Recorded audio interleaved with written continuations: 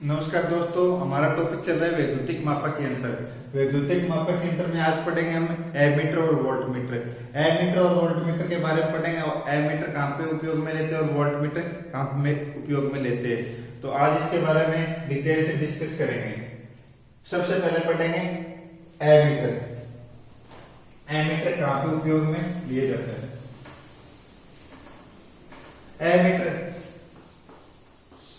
जो धारा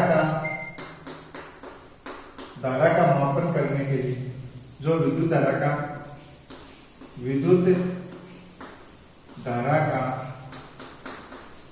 मापन करने के लिए, जो विद्युत धारा का मापन करने के लिए जो यंत्र उपयोग में लिया जाता है, एमीटर कहलाता है। देखो, इसकी परिभाषा ये दे सकते हैं, जो परिपथ में विद्युत धारा का मापन करने के लिए जो यंत्र उपयोग में लेते हैं, जो परिपथ में विद्युत धारा का मतलब मापन करेंगे, जो यंत्र उपयोग में लेंगे, कोई भी जो यंत्र उपयोग में लेते हैं धारा का मापन के, विद्युत धारा का मापन करने के लिए जो यंत्र उपयोग में लेते हैं उसे कौन सा मीटर बोलते हैं? एमीटर। ठीक है, जो विद्युत धारा का मापन करने के लिए जो यंत्र उपयोग में लेते हैं उसे एमीटर बोलते हैं। एमीटर परिपथ की श्रेणी क्रम में जोड़ा जाता है। परिपथ के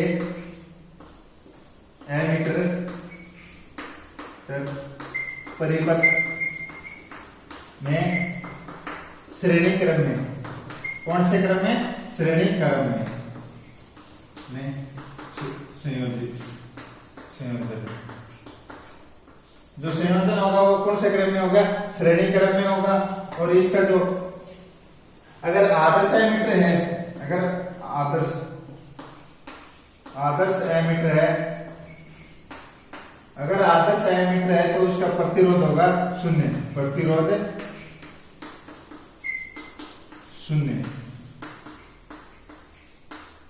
अगर एमीटर आदर्श एमीटर है तो उसका प्रतिरोध शून्य और एमीटर परिपथ के श्रेणी क्रम में। अगर सामान्य एमीटर, सामान्य जो आदर्श नहीं हो एमीटर उसका प्रतिरोध निम्न जिसे हमें कम भी बोलते हैं, जिसका प्रतिरोध कम से कम हो। अगर शून्य प्रतिरोध होगा एमीटर का, वो तो आदर्श है, सबसे अच्छा एमीटर कहलाता है। अगर सामान्य एमीटर होता है हमारा, उसका प्रतिरोध क्या होगा? कम से कम होगा, निम्न बोल सकते हैं, निम्न से निम्न होगा। परिपथ के श्रेणी क्रम में जोड़ा जाता है मापन धारा का, विद्युत धारा का,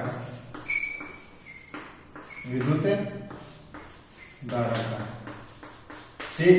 विद्युत मापन करता है ये यंत्र। देखो, परिपथ में विद्युत धारा का मापन करने के लिए जो यंत्र उपयोग में लिए जाता है उसे हम बोलते हैं एमीटर। एमीटर हमेशा परिपथ में श्रेणी क्रम में संयोजित होगा। परिपथ में श्रेणी क्रम में संयोजित होता है। आदर्श अगर एमीटर हो तो उसका प्रतिरोध होता है शून्य। अगर सामान्य एमीटर बोलते हैं जिसका प्रतिरोध निम्न या कम हो, जितना कम होगा उतना ही अच्छा एमीटर होगा और मापन करता है विद्युत धारा का परिपथ में। ठीक है,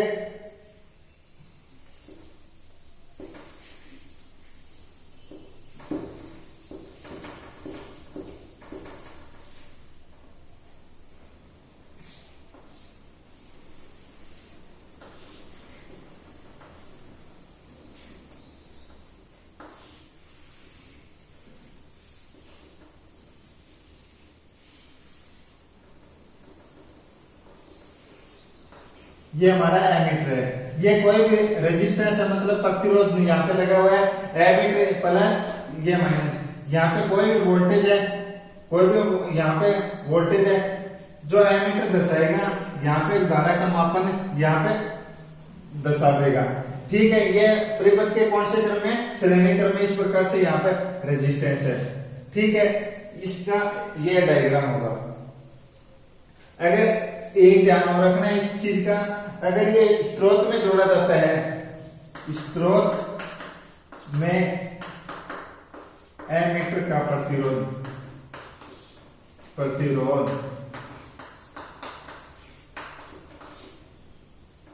अगर ये स्रोत नाम आ जाए कहीं पे, एमीटर पूछ रहे तो उसका प्रतिरोध अगर आदर्श है, आदर्श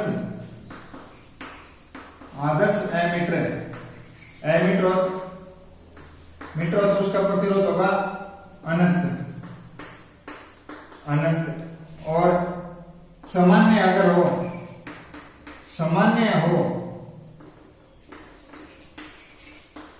तो उसका प्रतिरोध होता है उच्च। अगर एमीटर स्रोत के अंदर जोड़ा होगा तो कोई भी जिसका प्रतिरोध क्या होगा, अगर आदर्श है तो अनंत होगा, अगर सामान्य एमीटर है तो उसका प्रतिरोध उच्च होगा। ये एमीटर के बारे में अब पढ़ेंगे हम वोल्टमीटर की। इसी प्रकार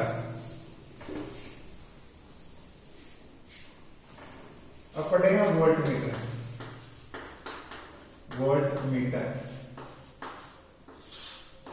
जो परिपथ में वोल्टता का मापन करते हैं, जो परिपथ में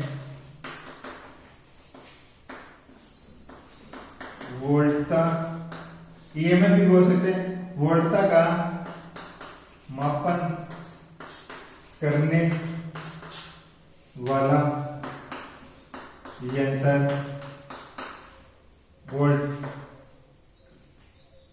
वोल्टमीटर कहलाता है।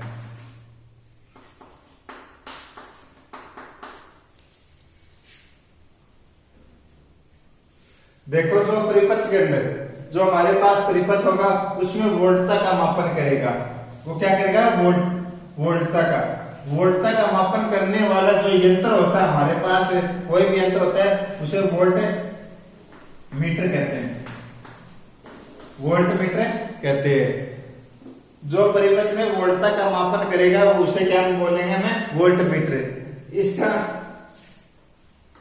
ये परिपथ में संयोजन, इसका संयोजन होगा परिपथ में समांतर क्रम। अगर इसका संयोजन परिपथ में हम इसका संयोजन करेंगे, वोल्टमीटर जोड़ेंगे तो कौन से क्रम में जोड़ेंगे, समांतर क्रम में जोड़ेंगे वोल्टता का मापन करने के लिए। इसका अगर आदर्श वोल्टमीटर हो,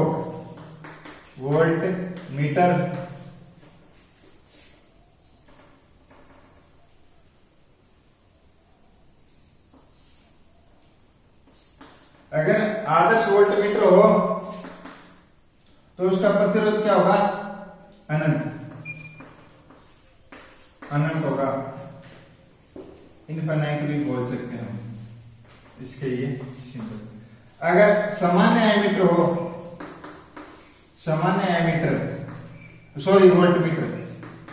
वोल्टमीटर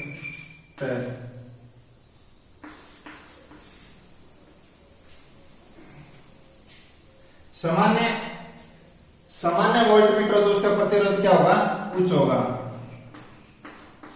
देखो, अगर परिपथ में संयोजन इसका होगा समांतर क्रम में, अगर आदर्श हमारे पास वोल्टमीटर है जिसमें कोई भी प्रकार की त्रुटि नहीं होती, कोई भी प्रकार की हानि नहीं होती, वो मान में कोई भी प्रकार की त्रुटि नहीं देता, वो आदर्श कहलाते हैं, वो एकदम अच्छा। तो उसका प्रतिरोध क्या होगा, अनंत होगा।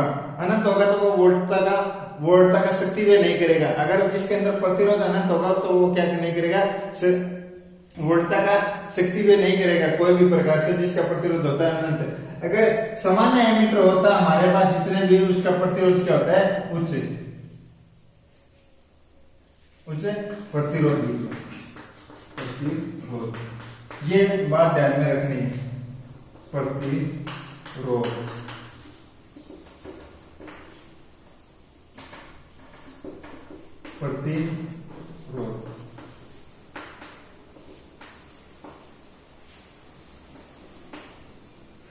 देखो, प्रतिरोध के बारे में हम पढ़ेंगे तो आदर्श आदर्श वोल्टमीटर तो उसका प्रतिरोध उच्च अगर सामान्य हो तो क्या होगा, उच्च होगा। अगर आदर्श हो तो हमारे पास क्या होगा, अनंत। ये हमारे पास अगर इसका परिपथ संयोजन देखेंगे तो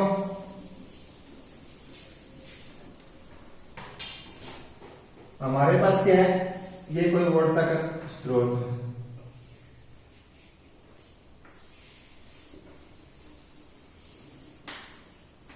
यहाँ पे आर, ये वोल्टमीटर, ये क्या लगेगा यहाँ पे वोल्टमीटर प्लस माइनस, ये क्या हो गया, समांतर क्रम हो गया, दोनों के प्लस और माइनस दोनों के सिरों पर लगेगा। एमीटर यहाँ पर कहाँ पे लगता था, ओनली श्रेणी क्रम में एक सिरे पे ही लगता था। ये हमारे पास इसका संयोजन होगा, ठीक है। ये वोल्टमीटर हो गया, जितने भी रीडिंग होंगे उसके अनुसार दर्शा दे। अब हम देखेंगे अगर स्रोत में जुड़ा हो उस टाइम क्या होगा, स्रोत में संयोजन, अगर स्रोत में संयोजन होगा तो प्रतिरोध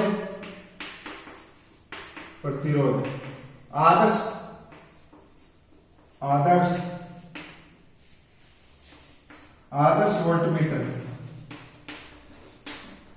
में क्या होगा, शून्य होगा। प्रतिरोध क्या होगा, शून्य। अगर सामान्य है वोल्टमीटर तो क्या होगा, निम्न। स्रोत में जुड़ने के बाद भी उल्टा हो जाता है, एक ध्यान में रख लेना। स्रोत में संयोजन हो वोल्टमीटर का, वोल्टमीटर का संयोजन हो तो सामान्य से परिपथ से क्या हो